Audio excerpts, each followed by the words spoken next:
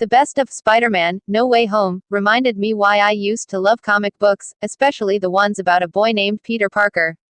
There was a playful unpredictability to them that has often been missing from modern superhero movies, which feel so precisely calculated. Yes, of course, No Way Home is incredibly calculated, a way to make more headlines after killing off so many of its event characters in Phase 3, but it's also a film that's often bursting with creative joy. Director Jon Watts and his team have delivered a true event movie, a double-sized crossover issue of a comic book that the young me would have waited in line to read first, excitedly turning every page with breathless anticipation of the next twist and turn.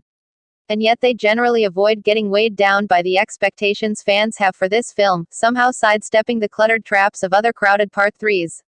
No Way Home is crowded, but it's also surprisingly spry, inventive, and just purely entertaining, leading to a final act that not only earns its emotions but pays off some of the ones you may have about this character that you forgot.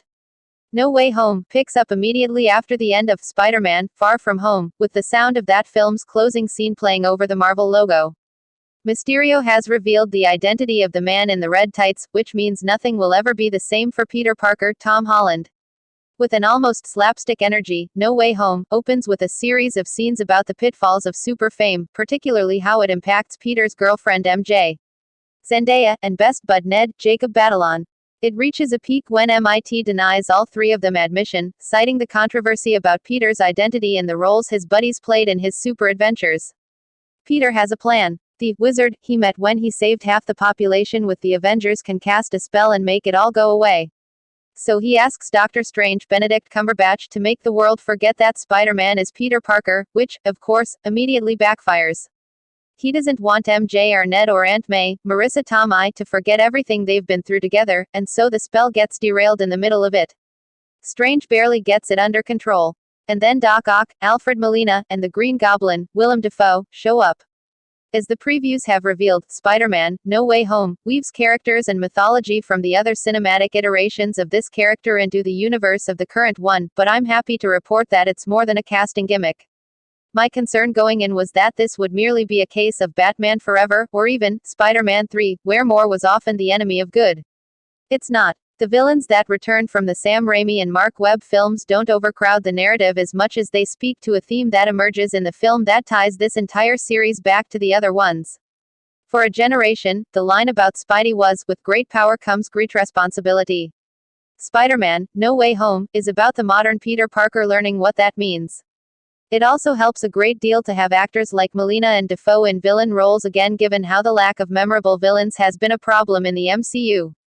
So many modern superhero movies have confronted what it means to be a superhero, but this is the first time it's really been foregrounded in the current run of Peter Parker, which turns No Way Home into something of a graduation story.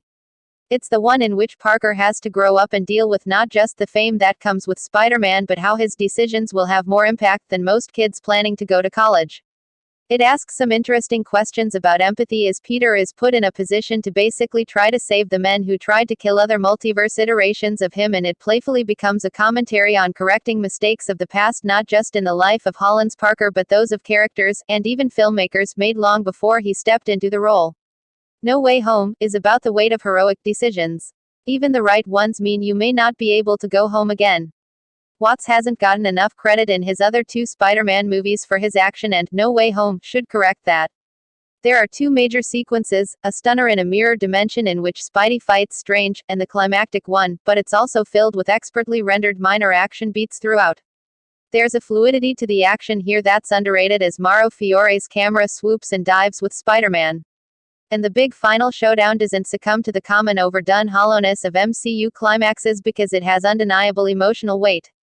I also want to note that Michael Giacchino's score here is one of the best in the MCU, by far. It's one of the few themes in the entire cinematic universe that feels heroic. With so much to love about No Way Home, the only shame is that it's not a bit more tightly presented.